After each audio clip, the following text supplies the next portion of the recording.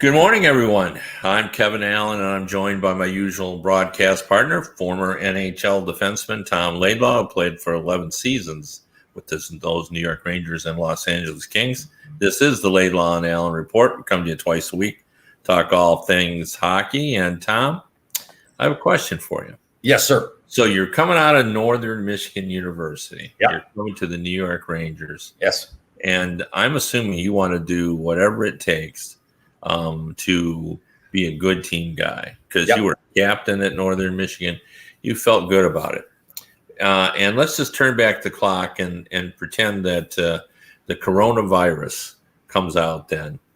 At that point, the league says, you guys all got to take shots. Right. Are you all aboard, or are you troubled by all this? No, I'm on board. I actually went and got my shot. The Rangers are requiring it now if we're going to do any events, so I went and got the Johnson & Johnson shot. So, but would you have felt that way when you were a player? Yes, absolutely. No question, yeah. First of all, I feel like I'm much more educated now about my body, so I felt like previously that I really didn't need the shot because of the way I live and keep myself in shape and everything. But so if they had told me to get a shot, I just would have got the shot before, Yeah, okay. And what about our one of our faithful viewers, Mr. Ron Greshner, coming out of the Western Hockey League? You think I would think that, especially back then, I think I think everybody just would have got the shot. Yeah, no, and I think you're right. I mean, just having covered the league, guys were team guys. We're all in. We're all in on this. Yeah. So yesterday I'm watching Kirk Cousins, the quarterback. Yeah, Minnesota Vikings, and I'm listening to him speak.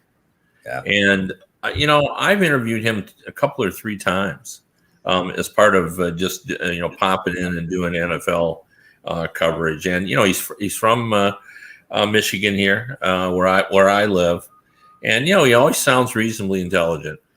But I listened to him yesterday, and I didn't feel that way. I'm listening to him, and it bothers me. It wouldn't bother me in the least if an athlete announced that, hey, I'm just not comfortable with this vaccine. It's just not, I'd like to see more evidence. I wish that it had FDA approval. So I'm going to take the season off. Yeah.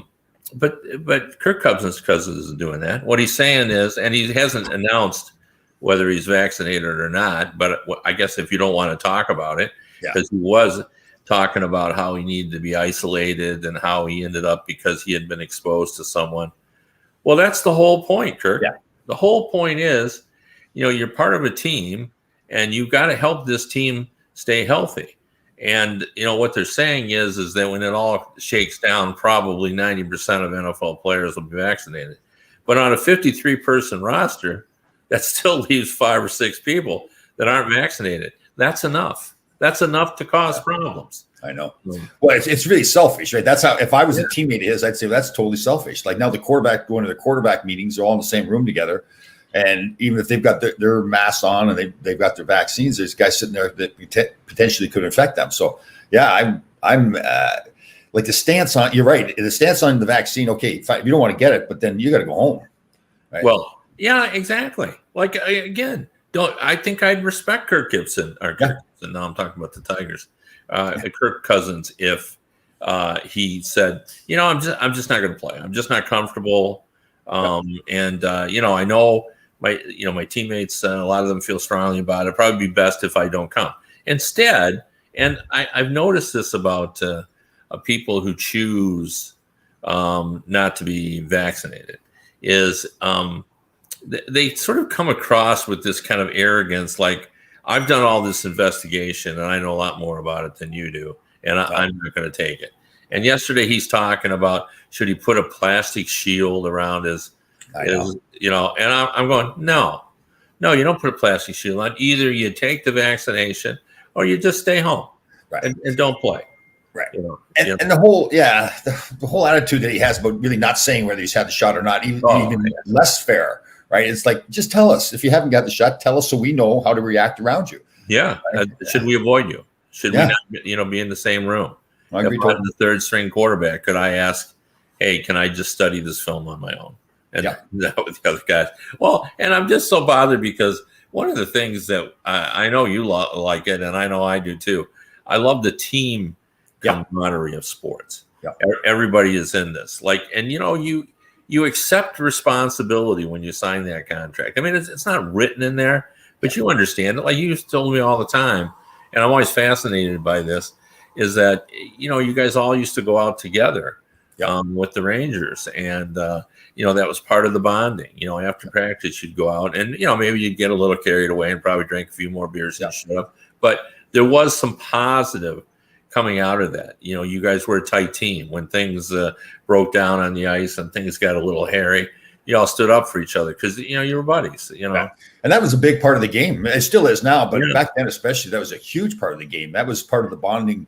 That's why they wanted the beer. The teams bought the beer. They put the beer on the bus. They put the beer in the plane. They put it in the locker room because they want us all hanging out together. That's the way we did things. But you look back at it now, maybe it doesn't make the best sense, having beer all the time, but that was the method to pull us all together. And if we talked all the time about teams that you would say, okay, that team you're not very close, or man, that was a close bunch of guys. We do our Thursday show with Dave Maloney, Ron Greshner, Larry Melnick, James Patrick. Now we all talk about how we looking back at those teams, how close we were. That was a big part of it, really, and we're really proud of that too. So, that's the, kind of the when you think back about your teams that you played for. Oftentimes, it's not about.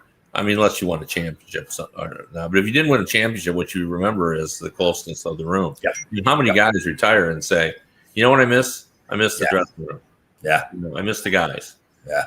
And because it's all, for 6 months out of a year, you spend more time with with them. And it's guys that are fighting for something for each other, right? And then knowing that I need to trust that guy to do his job, and they're going to trust me to do my job. It's interesting. I was very lucky this past weekend. I was hanging out with a bunch of Navy SEALs that had to swim across the Hudson here, and when you see those guys, it's the same thing. Obviously, different. These guys are fighting, and for their lives, but that same bond, and they talk about it too, how it's so close to hockey, about guys fighting for each other and know that you can trust that guy. So with Kirk Cousins, it's like, okay, you're breaking that bond. You want to be a winner, especially at that position. That's supposed to be the leader of your team, or one of the leaders of your team, and he's doing that. That's if I'm in the locker room, I'm having a hard time with that. Yeah. And the message he sent yesterday is, I want to make this money. I want to be an NFL player, but I don't want to do everything that goes that's now associated with that. Definitely. And I do think it's completely in my generation, which is almost your generation. I think I'm a few years older than you, but you're up there. Vaccinations were a part of life. We all had heard, at least I did, the stories of polio being eradicated, and you were constantly at school. You'd get your vaccinations, and they'd stick this needle in the arm, and nobody I knew turned into a werewolf or anything of that nature. And we just went on with our lives. Now, I'm not saying that people shouldn't be vigilant. Like, we rushed this through. Let's face it. We did. Usually it takes a couple years plus to develop a vaccine, and we put this through. So I would be respectful of anybody who said, I'm gonna bunker down. I'm just not going to do it. I mean, we all bunkered down for a year and a half. We did what we thought was right for our families and everything else. I'm totally fine with that. But don't impose, your philosophy on your team, which is what you're doing if you're not getting vaccinated. Well, in that position too, you think about it. I'm not saying guys, maybe I watch too many football movies, but I'm not saying guys would quit or not do their job, but an offensive lineman now is responsible for his safety. And now, so that offensive lineman is responsible for Kirk Cousins' safety. Kirk Cousins is also now, in this case, by not getting the shot, he's now responsible for that offensive lineman's safety too, and the offensive lineman's family and all the people he loves. So if I'm an offensive lineman, I go, yeah, you want me to block for you? Well, then go get your shot. Right? The movie Blind Side. Yes. Where, and there's a discussion at the start of that movie about what happened to Joe Theismann and the breaking of his leg, and the realization that the NFL had finally, that the importance of the left tackle, who covers a quarterback's blind side, because he's vulnerable coming from that attacking side. And that's when it's not that like they didn't know that, but it was like a moment where everybody, the light bulb went on and said, we better pay our left tackle really good money and everything else. Well, it's important. The point you make is, everybody in the team is covering your blind side by whether or not they're getting vaccinated or not. So you've got a safe environment. You come in and it's the same thing with wearing masks. Like I got the flu 2 weeks ago, and I started to read about it because it's everywhere here in Michigan, and apparently it's everywhere nationally. I read a story about the flu. Well, the deal is we all wore masks for a year and a half, so nobody got anything. So our immune systems are a little bit out of practice. It's true. Yeah. So, now we've all taken the masks off, and these little things that our immune system, 3 years ago, it said, get that weak stuff out of here. Yeah. I got that. I'll knock that down. Well, it didn't knock it down for me. It didn't knock it down for any member of my family. My only my youngest granddaughter was the only one that didn't get it. She's like a year and a half old. So, and she has no immune system. So I don't know what she's like to look forward. Maybe she gave it to us all. I don't know. But anyway, I just want to talk about that. I was just so, troubled by, because usually I find athletes have a real great sense of team, have a team mentality. We're in this together. We're going to work together and we're going to get through it. And NFL's taking a hard line. Like they've already announced that if you've got some COVID problems, it's on you. If we have to cancel a game, you're taking the L. That's right, and they're not getting paid. Right? Yeah. Right. Now think about the other team that's supposed to play. Let's say it's Minnesota; they have to miss games because of the virus, and now they go to play a game against Chicago. Let's say, and the game has to be canceled. So now those Chicago players are not getting paid because of a player like Kirk Cousins. So I don't know what he's thinking about because at that position, like I'm mad. I'm mad because I'm missing a potential game. I'm mad because I'm missing money. So it says a lot about Kirk Cousins, and not in a very positive way, too. It's just what kind of a team player he is, especially in a sport like football. Like if he's got some logic that I don't trust the vaccine or I think it's going to hurt me or something. Well, you're playing football. You're going to have multiple concussions. You're going to have brain damage, all that in all likelihood with these players. So to all of a sudden be worried about a vaccine when you're playing the sport of football, that's a tough one. Yeah. Another valid point to be sure. Hey, did you see? I don't know where you want to go next, but I just wanted to jump in. I wish I was playing in the NHL now. Darnell Nurse, and I like him as a player. 8 years, $74 million, over $9 million a year. Yeah, is he that good? I don't think he's $9 million worth. I like Darnell Nurse quite a bit. I think he's crucial to that team. Yes. I think if you lost him after losing Adam Larson, you set the defense back.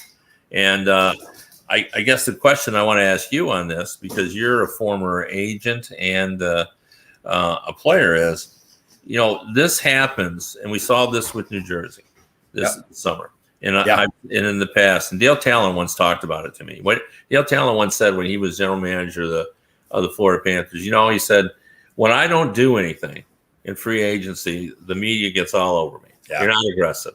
Yeah. You got to move forward. You're not doing anything to improve your team. When I do what I can do to get a player in, well, what I have to do is I have to overpay because they don't want to play for the Florida Panthers. They're looking around. They love wearing the Ranger jersey, the Habs jersey, the Red Wings, the Blackhawks. They're not looking. They didn't grow up wanting to put on that Panthers jersey. So it's hard to recruit.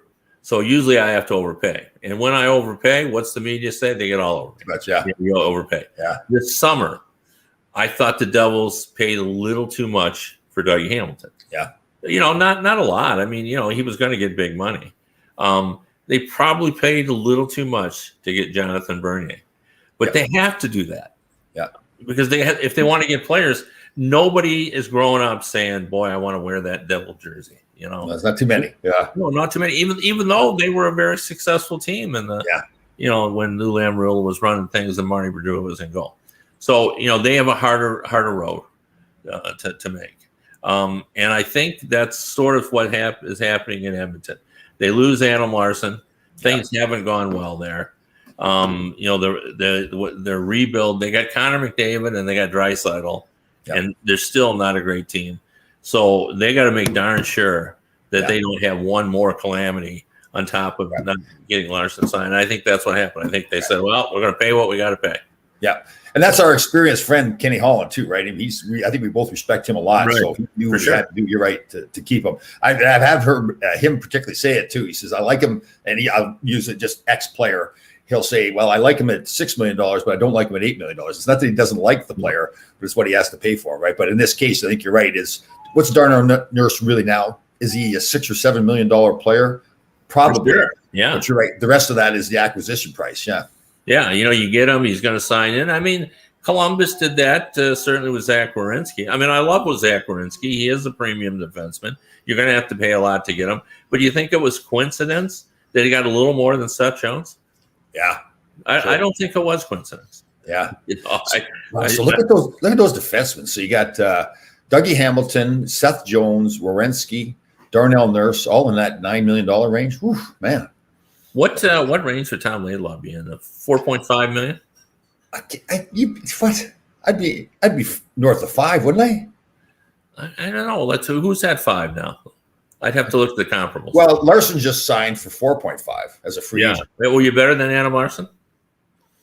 Well, again, different game, right? I was a more physical player, but okay, in that range, you're probably right. Yep. Yeah, 4.5. If you have a pulse and you're a defenseman, you get 2.5. That's true too. And then my ex-wives would have been much more happy. Yeah, I bet they would have. Yeah, for sure. They would have loved you more. Would they have divorced me quicker, you think, or stayed around longer? Think about Which that. would have been better for you? That's a good question.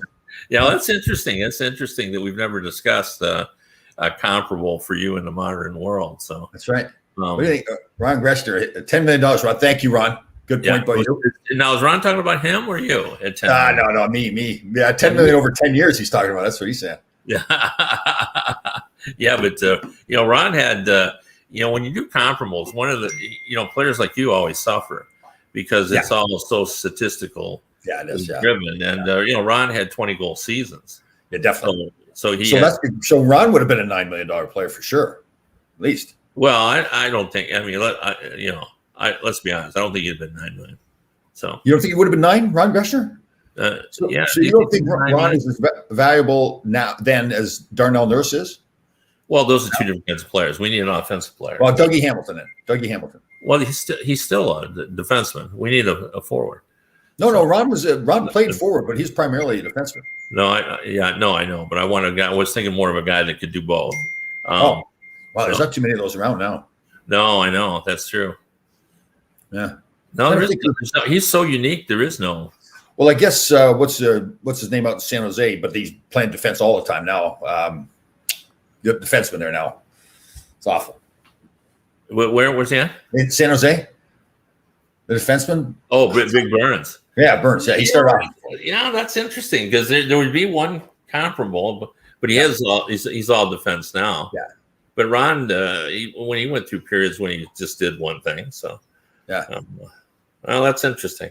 $9 million. So we'll get Ron away in what he thinks he's worth. What he would his ex-wives would be much more happy. Yeah. Speaking of salary, Verana Elliot Friedman came up with the ask and the demand for the Verana of Detroit. 3.7, I think, was what the Red Wings wanted to pay him, right? And he asked for 5.25. Oh, okay. So I think they'll settle and cut a deal at 4.25, which has been my prediction all along for them. Oh, okay. So, do you think that's the kind of player? I don't know him too well. Is that the kind of player he is? Is he at that level? Yeah, for sure. I mean, he came over there from in the Mantha trade. He had 8 goals in 11 games for Detroit. He had 11 points in 11 games. He's 25, I think. He looks to me with, probably 30, 35 goal potential on an upside, but probably will average 25. Right. Goals, and I think they'd be happy to give him 4.25. Right. And he's arbitration. He's going to arbitration, correct? Yeah, right. So everybody knows that if people are not aware, it's arbitration season now. So there were 17 players that filed for arbitration. That's kind of a light number. Last year there was 20 some. Usually it's in that 20 to 30 range. Actually, I was surprised. I read today that only one player actually went to arbitration last year. I didn't realize that. No, actually, it's usually just one or two. Yeah. Maybe it is now. You're right. But in the past, when I was in the agent business, it was usually in that like 20 range.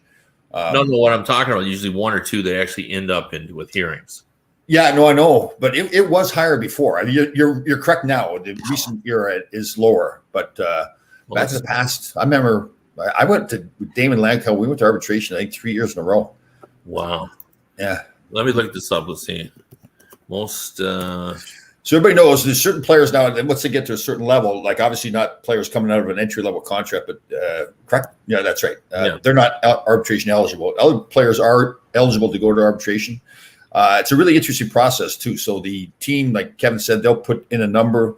The player and his agent and the players association puts in a number, and then they prepare a case to go to an arbitrator. And again, it's a really interesting process. A lot of players, the story was that at least they tried to paint the pictures that players were afraid to go to arbitration because the owners and teams said all these bad things about them. But I think if you prep the player properly, I don't think that's much of an issue with the players, especially now. But yeah, and really, I had a couple of agents and actually someone from the PA explained to me, arbitration is not really designed to settle things there. It's really designed to, because now there's a deadline because you got to prepare to get you to work it out.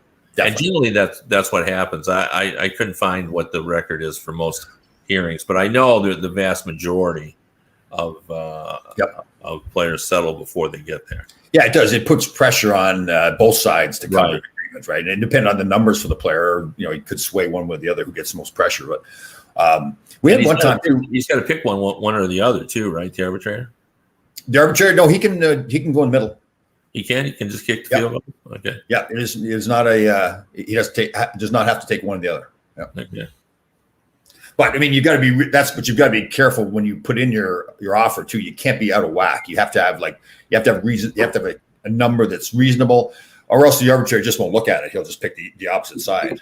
So if you're the team and you think the players, the comparable, you have to have the comparables too. So if you think the player, you have enough comparables to that player that you have, that maybe he's at that $5 million range, where you can't then offer him $2 million, or the arbitrator just won't even look at it. It's not a reasonable number. So yeah, I remember having a discussion with Theodore St. Antoine.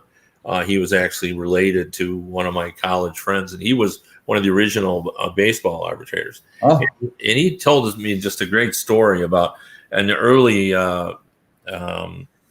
arbitration period in baseball. In baseball, you had to take one or the other. Like you couldn't split the difference. And just as you just explained, you got to be careful because Chicago White Sox had Ed Farmer, and he was born and raised there, and he was a very popular player. And they had sort of lowballed him and came in with what Theodore St. Antoine, who was the dean of the Michigan Law School, thought was a unfair offer. And Farmer, he felt, was asking for more than he deserved. But he thought that the unfairness of the Chicago offer outweighed that what he was asking for, even though it was too much. So he awarded Farmer the higher number. And he always felt bad on that because he was forced into that, because what it did is it created then a Farmer comparison. People were able to go in statistically and say, well, my gosh, if Ed Farmer is worth X, I got to be worth 3X because, my numbers are so much better than Farmer. And, you don't, he said that award, he said, just laid out there with really, I mean, if you wanted to read the judgment, you would understand his logic, but everybody would just look at the numbers and say that was better. So it's a complicated process, in order to try to get it right. And I forget how it works, but can't both the Players Association and the NHL just get rid of an arbitrator if they don't think he? Yeah, if they're, I think there is a process they have to go through, but they're always changing. If the team's not happy, they change all the time. We had an interesting case. Remember when Brian Berard was with Boston? He came back from his eye injury, had missed the season. Came back initially with the Rangers, then signed a contract with Boston, and we went to arbitration. And they told us Michael Conlon was the GM. They told us they were going to walk away from the award if the award was too happy. or excuse me, too high. So they put in a number that was probably higher than they thought it should be. They're trying to force us to kind of call our bluff a little bit. So we went to arbitration, sat down there for 5 minutes. Everybody introduced each other, and they said, we accept Boston's award. The arbitrator, he didn't understand what was going on. His job is not to understand the CBA, all of it. His job is just look at the comparables. So he's looking at us like, what are you doing? Like I think they put in an offer of $2,100,000 or something like that. And I think our offer was 3.5 or 3 or whatever it was. And we accepted the award. And the arbitrator was looking at us like, what are you thinking about? Why are you accepting the award? He said, no, we just accept the award. So they did walk away, and we waited till I think it was sometime in October when Chicago came calling and actually signed him. And the rule was they had to sign him to at least like 110% of the original award. There's some rule there too, and they were forced to pay Brian more money. So he missed some time, but it actually worked out to his favor. But that doesn't happen very often where the team walks away from an award. No, not at all. So yeah. I mean, it's being able to go in the middle really makes a difference. And generally, to me, that's the way they work out. You know, you have and what I just brought up about Vrana. I always call it kicking the field goal, which is just going right down the center with it. There you go. And they often do that. So. Okay. Now, really important here. Did you see the meal yesterday? Yeah, I did actually. I went and looked at it. So. Man, it was a good one. I took a recipe and I kind of jazzed it up a bit, made my own almond milk and put it in instead of cream. It was nice and creamy too. It was good. And I added a little bit of jalapeno peppers too. Whew, man. Yeah, I know. I think that's one we want my wife to weigh in on. Okay. Because you started out with that recipe, and I thought, oh man, you're gonna have to put cream in that because vodka sauce is wholly a cream sauce. Yes. And I thought when you made the almond milk, your own almond, I thought that's my wife's really gonna be interested in that. And I was interested to see that. I didn't know how that was going to turn out either. That's the first time I made it. I thought I was worried it might curdle a little bit, but it didn't. And I put some Parmesan cheese in there too, so that helped it get a little creamier. So yeah, I've noticed you've been a little more liberal toward your cheeses. So. I know. I have been I've strayed a little bit in my diet a little bit. It's still good, but it's not as clean as it was before. Yeah. Yeah. What else have you strayed on? Come clean. You didn't go out and have Kentucky Fried Chicken, did you? A little bit more pasta, so a little bit more carbs in my diet I've had. A little bit more potatoes, like regular potatoes instead of sweet potatoes. So I have added more carbs, but it doesn't seem to. Things feel pretty good though. So yeah. Well, I remember when you walked in and said that you thought potatoes maybe had gotten a bad rap. Yes. Right. But then now on the other side, I've added my sea moss too, which I can see where you'd be excited by that. Yeah. So. Ooh, my old CMOS. Yeah. Hey, great event though. I don't know if you saw I did on Saturday. It was with those Navy SEALs. Yeah. I wanted to ask you about that. I was unclear. I mean, you didn't swim with those guys? No, I did not swim. Okay. So the good friend of mine. Well, I do a show with after. So today I'll do a show with him at Mark Putnavink. He's a former trainer in the New York Rangers and everything. Trains a lot of Navy SEALs and police and everything. So when they put on this swim, he puts a lot of stuff together. He gets the barges where they climb up and they do the push-ups and sit-ups, push-ups and pull-ups. And he actually tests them to make sure that they're all able to actually do the swim. This year they had about 4 people had to pull out of the swim after. So what happens was they go to Liberty State Park, which is in New Jersey, and there's a monument there, this big wall. I think all the names of the people that perished in 9/11 are there. And the Navy SEALs are there. It's just an unbelievable scene. They've got the little shorts on. These guys are jacked. They've got the flags. They do push-ups. They have speeches there. It's a very patriotic time. And then they run to they run over to Ellis Island, swim to Ellis Island, from Ellis Island to the first barge. They get up on the barge, do 100 push-ups, 22 pull-ups. That's the kind of honor. There's like an estimate of 22 suicides every day amongst the military. They get back in the water, swim to the second barge, do the same thing. Then they swim to Lower Manhattan, and they're getting a whole ceremony there and everything. And this year, the first year was like 30 people all together. This year, last year was like 50. This is the third year. There's like close to 150 people swimming, mainly Navy SEALs, but they had some other people there. A couple of women had to pull out. It's a tough swim. It's really hard. And a couple of gentlemen had to pull out as well. But it was a great day, really patriotic. They're raising money for this GI Go Fund. Again, people, if you still can donate, if you want to, it's gigofund.org. And you can go, but it was just to be a part of it. And these are great guys. And it's funny, like some of them are in great shape, but some of these are older guys that still can swim. And it was pretty cool. How far was the swim? I think the total, I don't know. I'm thinking a couple of miles.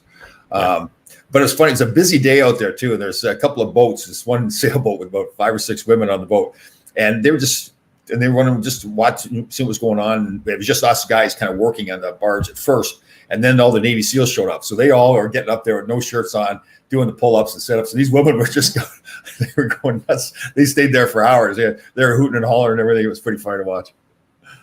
I'd watched the open water swimming. It's a 10K Olympic race. It was actually quite fun to watch this, because I didn't realize, but when you're out swimming in the ocean, like there's in Japan, they have these flying fish. Oh. So these people would be swimming along, and all of a sudden they get hit in the face with a fish. Very cool. The currents were nasty there too. So Ron is a veteran. Ron was in the Navy. Oh yeah, there you go. Yeah. I like that. I saw you had good coverage of that, and you showed those guys the march, and they were in kind of 1970s style shorts there. The Daisy Duke. You don't see you guys going for a little more stylish looking things now. Yeah. It's quite a scene. It's a good friend of mine. I've done a few shows with him too. It's Kenny Bigby Jr. I was one of the guys I got pictured with there, and he's got his own fitness place out in Indianapolis. I think it's Tai Chi, or I can't remember what exactly he does, but he's a great guy now too. So it's cool. Are you much of a swimmer? Yeah, I can swim pretty good. I don't know. It'd be interesting to see trying that. Like I noticed even when I was on Survivor out in the ocean, it's a whole different. Like swimming in an ocean is a lot different, right? I mean. The tides and the waves, and again, it was pretty choppy out there too. There's a lot of boats out there, but everybody, the fire departments were out there, the police were out there. They made sure everything was safe. They had a really pretty much. So again, last year there was about 50 people, so they just counted out 1 to 50 and made sure when they make sure they had everybody before they left. So everybody got to the barge, they counted out to 50, then they went to the next barge, did the same thing over and over, make sure they didn't lose anybody in the water. But because there were so many people this year, they had an electronic system, like a wristband on, and they waved the wristband in front of like this code and everything, so they would check in. So it was pretty cool. It was really and everybody's so willing to help. The military, all the military people there, the police, the fire departments, the EMTs. So it was just one of those events. It's just like you can't wait to get there and watch it all. And again, the big parts. There's a lot of parts that are exciting, but when they first get there to Liberty State Park in New Jersey, and they do all the speeches and everything, it's like, oh man, the goosebumps are going, and it's just that whole patriotic thing happening. So it was pretty cool. Well, how long did the whole thing take? Well, it took a few hours. So they got in the water at 4:30. They started the whole process about, I think, around 3:30. The thing on land first. They finally got in the water at 4:30, and I guess we got back finally to Manhattan about 7:00. But then I left at that point. But they still do. So they really didn't need us anymore. But they do still do stuff. So they were probably there till 8:00, 8:30, doing all stuff. It's a long day. And then a lot of them were going out to a guy's farm out in Pennsylvania. I've been there actually, and they've got live ammunition and everything, and they do this tactical training. I would have liked to have gone with all the Navy SEALs, but there's just so many people, it just wouldn't have made sense. But they're great guys. They had a party afterwards, and they invited all of us, but we all get together. Most of us got together. It's kind of disrespectful, really. They're being polite and inviting us because we helped there, but it's really their party. They've got there's a bunch of guys that they hadn't seen each other in a long time, so they all got into town. They all call themselves brother and all that stuff. They're great guys. One guy was there. He had a prosthetic leg, but he's walking and swimming like he's just a normal guy, and it's pretty cool to watch them all. I hope he wants. Actually, this one woman was she'd gotten the shivers really bad, and they couldn't find blankets right away. So I took my T-shirt off and gave it to her. So I'm standing there. Another guy comes up to me, this Navy SEAL. He says, "So you got the same scars I do? I have a scar in my stomach from losing my spleen." And so I just said, "Oh yeah, you can say, why don't you lose your spleen?" He says, "No, I got shot." And it's funny the way he said it. It was like, it's like I just do it every day, right? Yeah, lose your spleen. No, I got shot. Yeah. Well, anyway, I think we've kind of run out of time, but we appreciate you tuning in. If you want to read me, I'm at hockeybuzz.com and also DetroitHockeyNow.com, although I will be off for a few days. So you probably wouldn't see much from me until next Monday. Okay, and if you want to listen to the radio version of this show, you can go to 365 Sports on radio.co. Again, that's 365 Sports on radio.co. Hope everybody has a good day, and we'll see you on Wednesday.